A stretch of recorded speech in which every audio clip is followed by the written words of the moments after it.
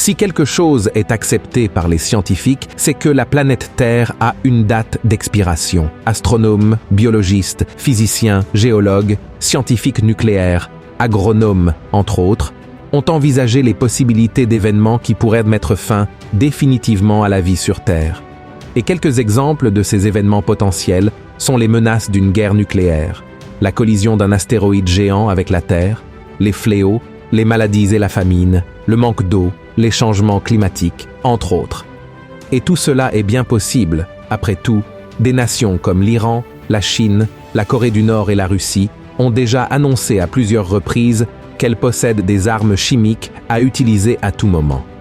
En 2016, l'ancien président des États-Unis, Barack Obama, a annoncé que le prochain objectif du programme spatial américain serait une mission habitée vers Mars.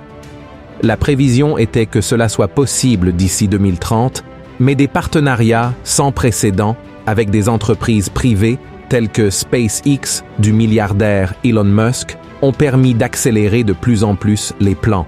Et il est possible que la mission se déroule plus tôt que prévu.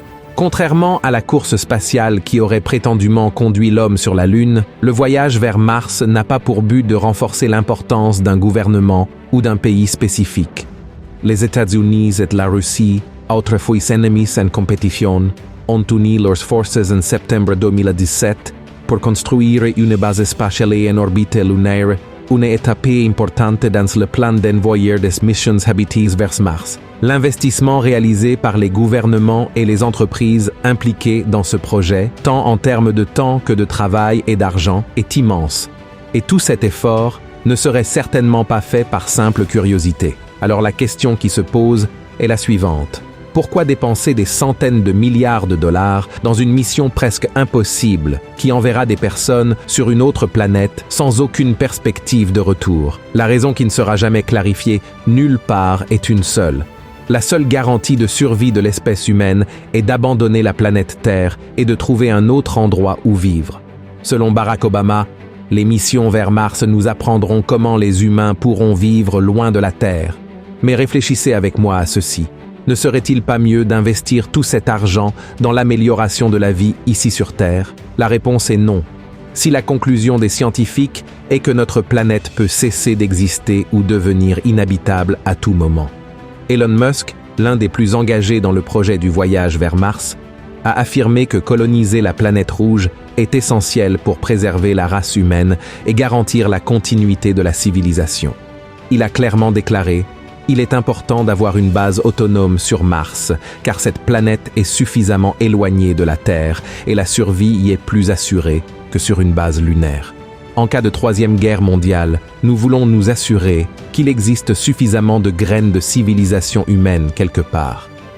Dans sa dernière déclaration sur la possibilité d'extinction de la vie sur Terre, avant de mourir en 2018, le scientifique Stephen Hawking a déclaré que la Terre est à quelques siècles de devenir une immense boule de feu en raison de l'augmentation de la population et de la demande en énergie. Mais les gouvernements et les scientifiques sont aujourd'hui conscients que de nombreux autres facteurs se sont combinés pour que la durée de vie de ce monde soit beaucoup plus courte que prévu. Ainsi, que ce soit par l'interférence humaine à travers les guerres, les changements climatiques ou la collision d'astéroïdes, il est très clair pour tous que l'avenir de la Terre est de s'embraser. Et ceux qui ne veulent pas disparaître dans les flammes sont prêts à payer le prix nécessaire pour s'en débarrasser.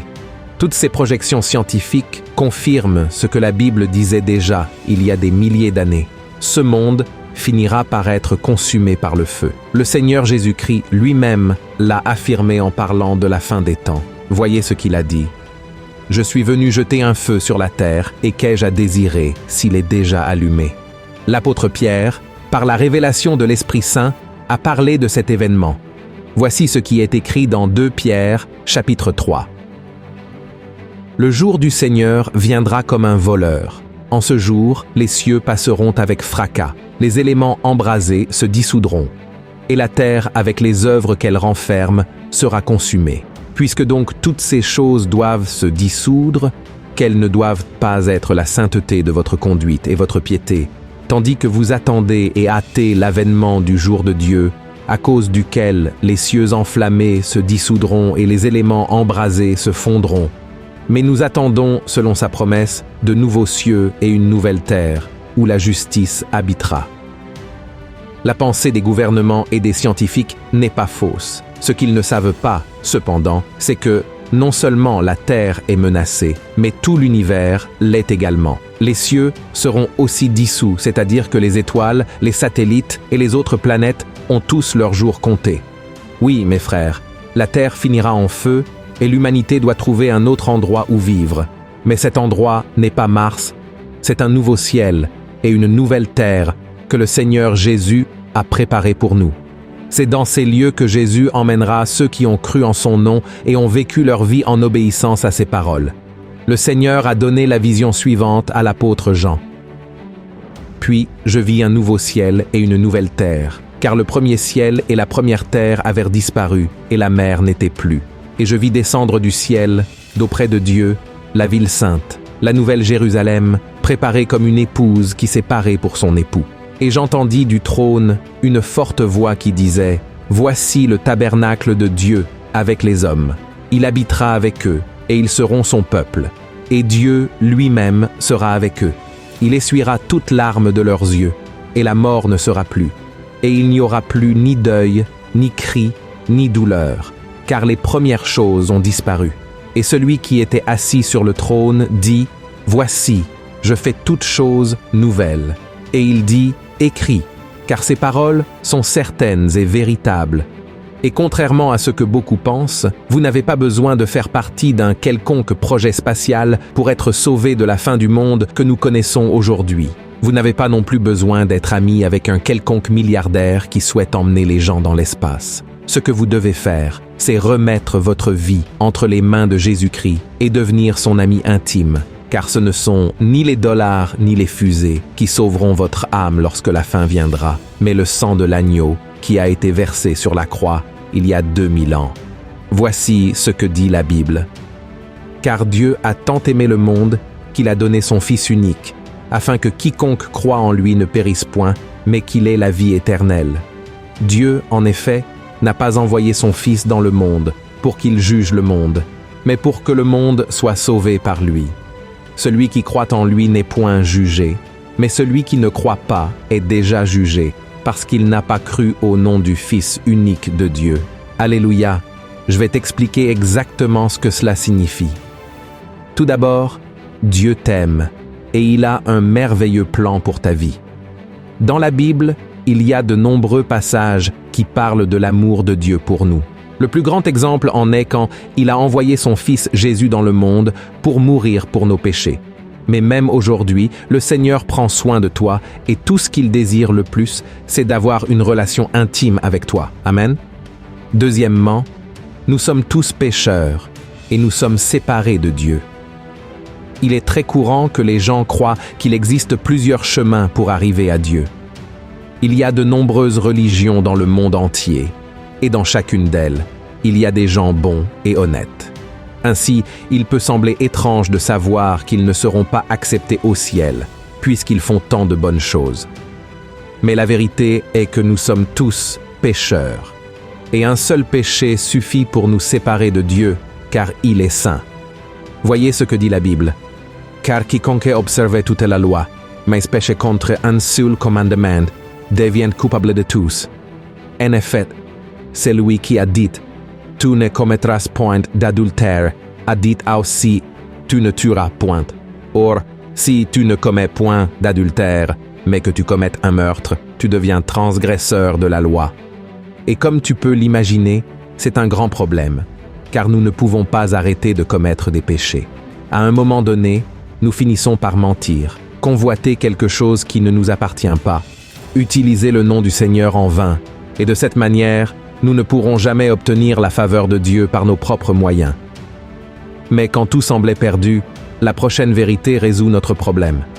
Jésus-Christ est la seule provision de Dieu pour le péché. Nous ne serons jamais assez bons, c'est pourquoi, frères, nous avons besoin d'un Rédempteur, quelqu'un qui puisse payer pour nos péchés. Alors, Dieu, parce qu'il nous aime tant, a donné Jésus pour être le sacrifice pour nos péchés. Il a subi le châtiment que nous méritions. Voici ce que dit la Bible.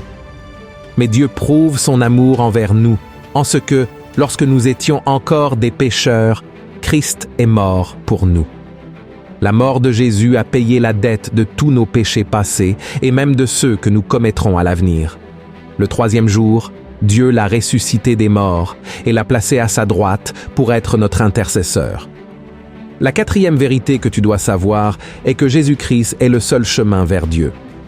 Je sais que cela semble simple, mais beaucoup de gens croient encore qu'il existe d'autres chemins qui mènent à Dieu ou d'autres moyens d'atteindre le salut.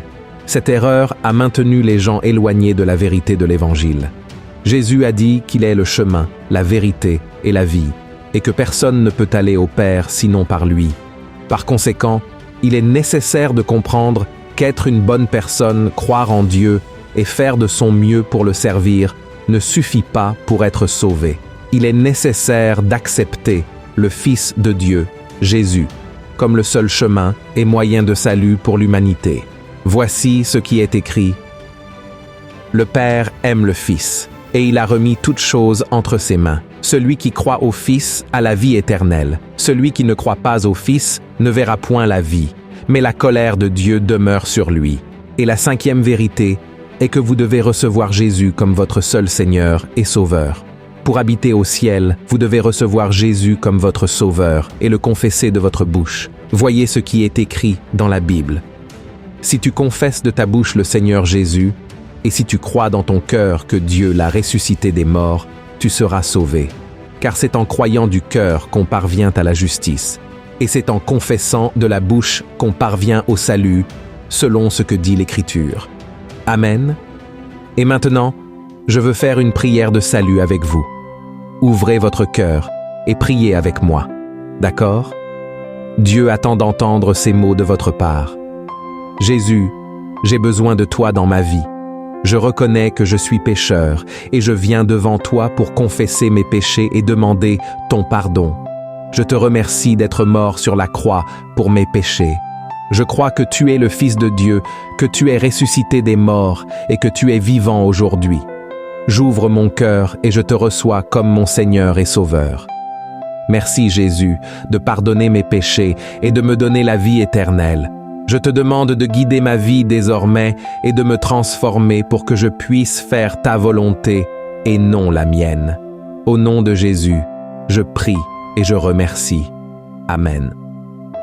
Mon frère, si vous avez prié sincèrement, demandant à Jésus d'entrer dans votre vie, la Bible dit que vous avez été sauvés non par vos propres efforts, mais par la foi, par la grâce, qui est un don non mérité.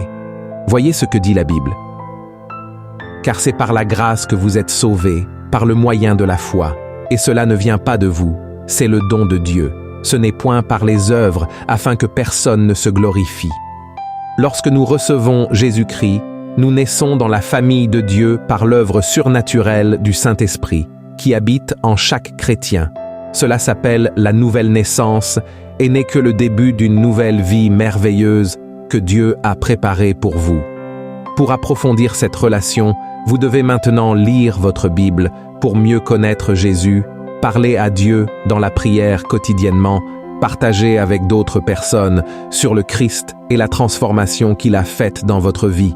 Avoir communion avec d'autres chrétiens dans une église, si possible, où Jésus est prêché, et démontrer votre nouvelle vie et transformation à travers l'amour du prochain. Si vous avez apprécié ce message, partagez-le avec vos amis et votre famille. Propageons le message de l'Évangile. Que Dieu vous bénisse et à la prochaine vidéo.